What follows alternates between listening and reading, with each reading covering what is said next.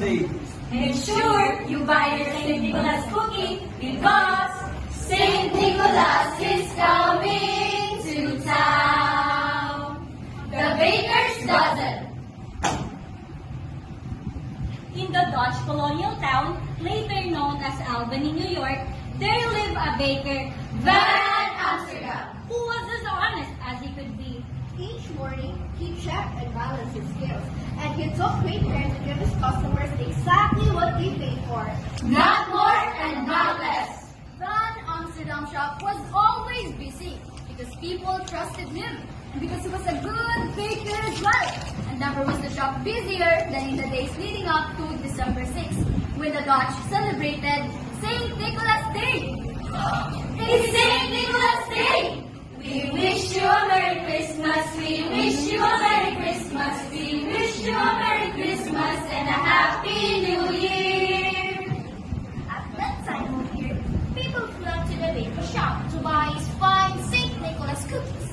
Made of gingerbread, ice and red and white, they live just like St. Nicholas, as the Dutch know him, tall and thin. With a high red bishop's cap and a long red bishop's cloak. One St. Nicholas Day morning, the baker was just ready for business when the door of his shop flew open. In walked an old woman wrapped in a long black shawl. I have come for a dozen of the St. Nicholas cookies. Taking a tray, Van Amsterdam counted out 12 cookies. He started to run them, but a woman reached out and stopped him.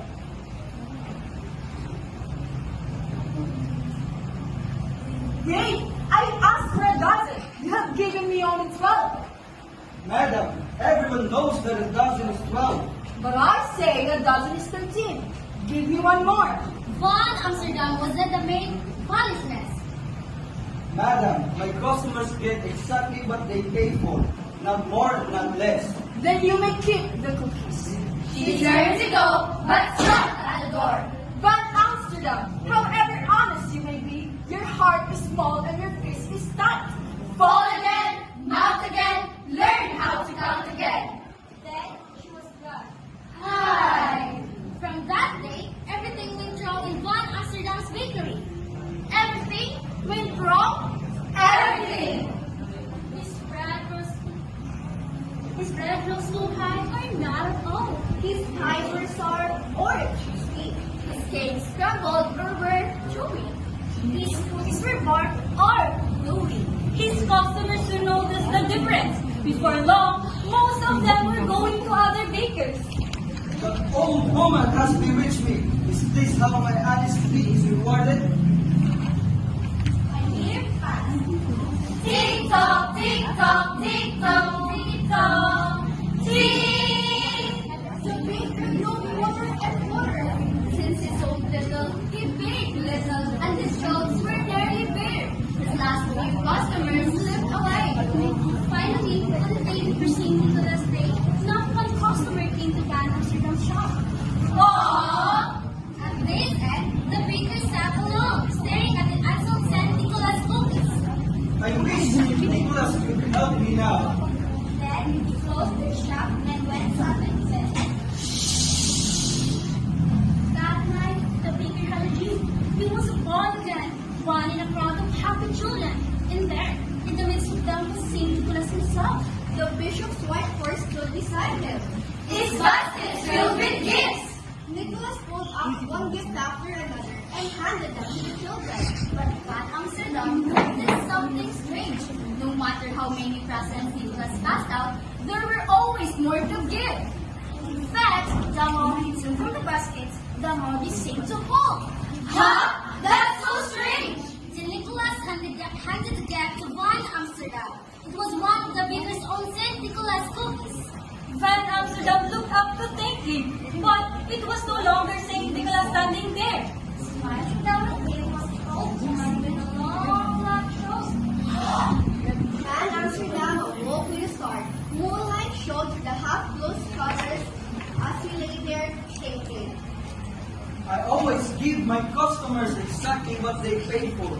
Not more and not less. But why not give more?